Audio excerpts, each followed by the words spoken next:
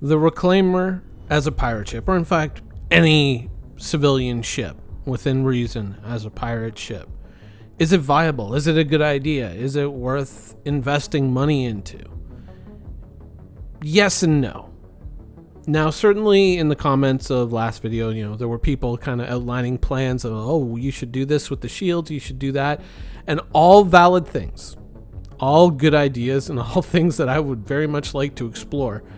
But what I want to kind of come back to is the core philosophical idea, the core idea of, can you do it? I would argue that you can within limits. Now, of course, a dedicated military vessel is going to have certain combat advantages over a dedicated civilian or utility ship, shall we say. The advantages that you're going to have with a purely offensive military vessel are going to be pretty clear in military terms. However, in civilian terms, maybe not so much.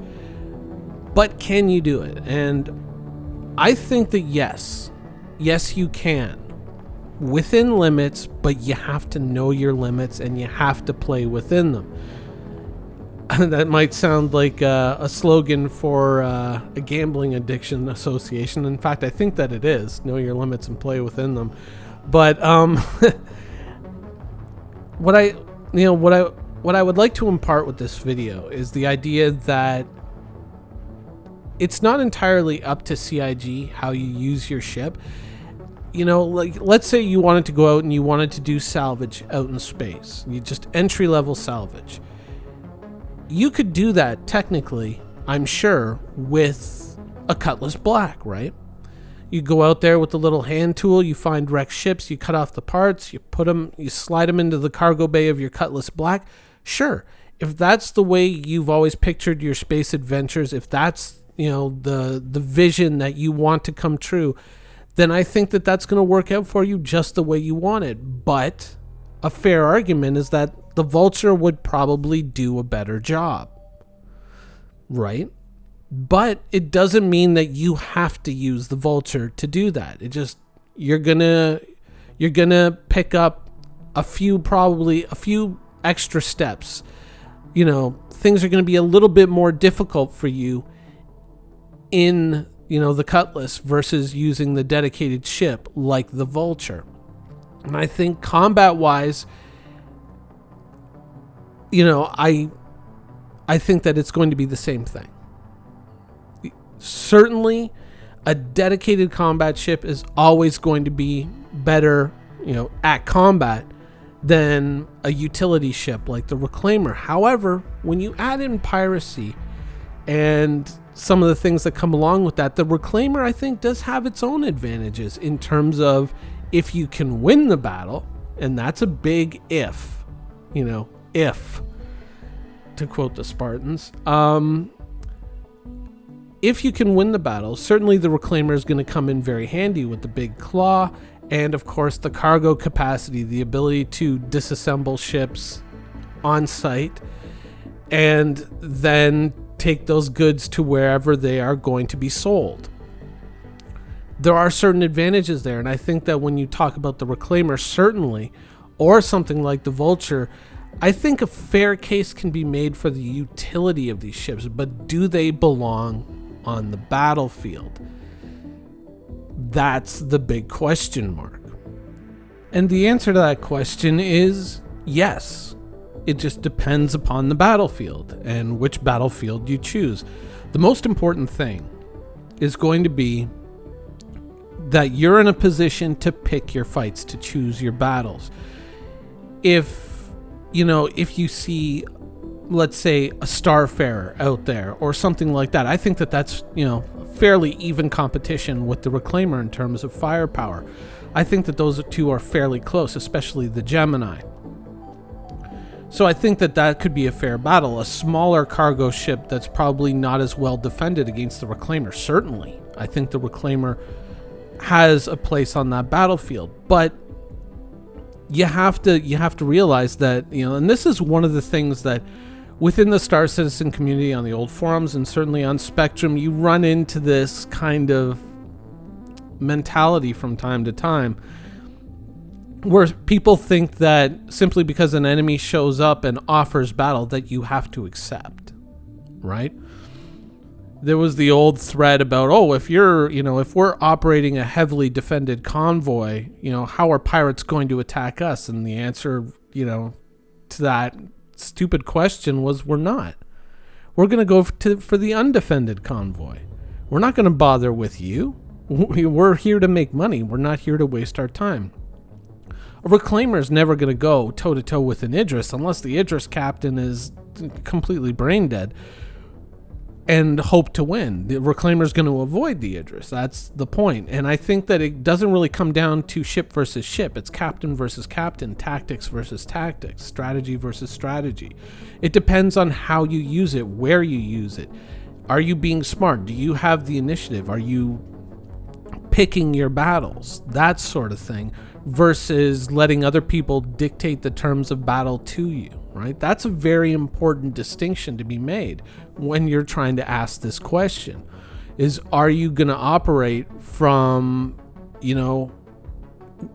an ideal position for you, or are you going to operate from an ideal position for your enemy? So I feel that, oftentimes people get kind of hung up on this idea of, is it optimal? Is it the best? And certainly, being a member of the WoW community as well, there is a lot of that goes around, and I'm not really a tremendous fan of the is it optimal approach to doing things. I don't really believe in that. I pick and choose where I go and what I do, and frankly, to give a WoW example, I have Mythic rated. I have done progression as far as Mythic rating is concerned, but I always did so saying, like, listen, I play a certain spec of rogue that you may not like.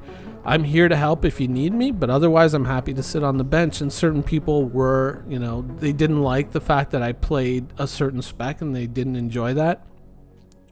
But I said, I'm doing this so that I have fun. I'm here if you need me, but otherwise, no big deal. And I feel that there's a distinction there. This is me saying, I like to play what I like to play, and this is what I enjoy. But where it's advantageous to you, if you want to bring me, then bring me. But otherwise, at the same time, I am not going to inflict myself and my personal wants on the group. So if this is less than optimal, then you don't have to bring me. No hard feelings. I'm not going to be mad. That was my philosophy, and that is a philosophy that, I have played with for quite some time.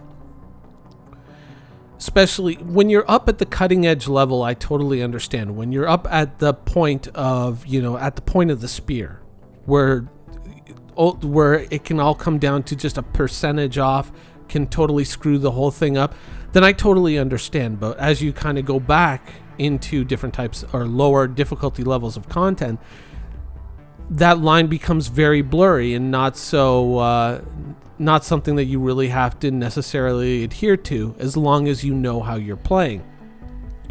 And that's generally the area that I prefer to swim in. So that is that. And I feel that it's going to be the same in Star Citizen. Anybody can sit here and tell you, oh, well, a reclaimer, I'll bring out my, my retaliator and you're done, you're dusted, blah, blah, blah. And it's like, okay, so I guess I'm not fighting retaliators. But probably retaliators aren't going to be all that good of a pirate target, whereas something of a juicy freighter might be much more interesting and may not stand as much of a chance, especially if you figure the cargo capacity and the amount of scrap metal that this thing can carry. It's probably going to go after freighters a little bit smaller than it. The biggest thing it might go after might be a caterpillar, something like that. And I feel a fair argument could be made that the reclaimer could go one-on-one with a caterpillar and win. So let's expand upon that idea a little bit. All right, let's look into the future. Let's say salvage is in, NPC haulers are traveling around the Stanton system. if you can find those juicy Covalex, caterpillars, or even some of the Ninetales caterpillars, because I don't know why when I do a Ninetales mission, I'm still getting interdicted and attacked by them. Weird, but okay. But let's say you run into one of those caterpillars with a reclaimer. Maybe you've got a few ships with you who are helping you out. Maybe you got a mantis or something out there to interdict, that sort of thing. And you can trap some of these ships. You've figured out this is what we got to do to trap them. Here's how we trap them. And the reclaimer is certainly going to have the firepower to beat down the shields on that ship. May not have the speed to catch up with it. That's where the other ships may have to lean in and help. But certainly the reclaimer is going to be able to beat that ship down and chew that ship up. You may need a couple of supplementary ships to come along and haul away cargo, because the Caterpillar hauls a lot of cargo. But if you can find a way to operate that kind of an operation safely without having to worry about retaliators or the UEE Navy interfering, well, now all of a sudden you have a pirate ship that works. And that comes down to not a question of firepower or a question of shield hit points. It comes down to a question of tactics. It comes down to a question of knowing your situation, not having your situation dictated to you by circumstances or other players, but having your situation dictated by the tactics that you choose to use.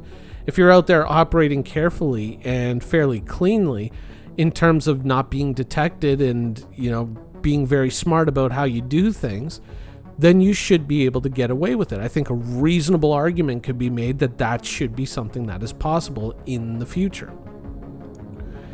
So when you kind of start to look at things like that, you realize that, okay, so it does seem fairly reasonably possible and possibly profitable as well. And I think that it's a fair thing to do, because there is a historical precedence for this in the past, going back to the 18th and the 19th centuries. Now, if you think back to the War of 1812, I think this is probably one of the best examples of this, is that, certainly, you have this incredibly huge Royal Navy, the British Royal Navy just dominating the seas, and at the time, the much smaller American Navy. Now, the American Navy did enjoy a few successes out there on the high seas, but they did spend a fair amount of time blockaded into ports like New York, Boston, and Chesapeake Bay. Though, Chesapeake Bay, obviously multiple ports there. You get where I'm coming from. But one of the things that happened was that because the British were blockading all these ports, there were so many ports along the entirety of the U.S. coastline that they couldn't possibly all be blockaded. And many of these ports served as bases for American privateers. And these were the guys who really carried the weight of that war, because they caused absolute havoc with British shipping. They wreaked untold destruction on British merchant traffic, and the ships that they used for that were essentially just merchant ships that had just been upgunned. They certainly weren't a ship that could go toe to toe with another ship, with a ship of the line, but against another merchant ship that wasn't fitted out that way, that was big and heavy and laden with cargo, they were more than a match for that type of a ship. And this is kind of the arena that I'm talking about playing in. Sometimes people go like, if you fight that ship, that's not fair. When has warfare ever been fair? Really. It's about, finding an advantage and playing within your field of advantage. Some people might, look at that and say, well, you're talking about ships with sails sailing on the high seas, more than 1,000 years prior to the events in this game. It has no bearing on it, but it does. It absolutely does, because this is one of the things that people like to forget when they're talking about piracy and what ships are good and what ships are bad, is they forget that piracy isn't about conflict with military vessels. Piracy is about conflict with trade vessels. It's about raiding other people's trade goods. That's the core principle behind it. That is where the money is made. The money isn't made trying to capture a Bengal carrier. The money is made taking down a whole bunch of ships that you can take down, and fairly easily. That's where I think, if you're approaching it with that mentality and you're thinking about it like that way, then there are a wide variety of ships that become viable, that become good. You just have to know your limits and play within them.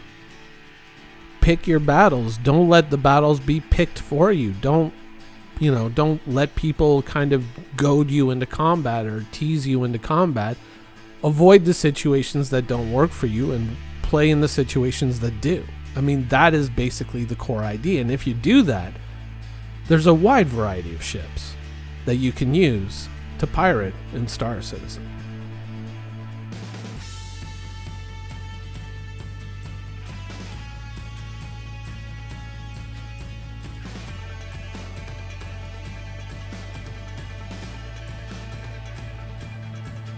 Thank you for watching. So if you want to keep up with the latest and greatest in Star Citizen and Squadron 42's development, please follow us on our social media channels. See you soon.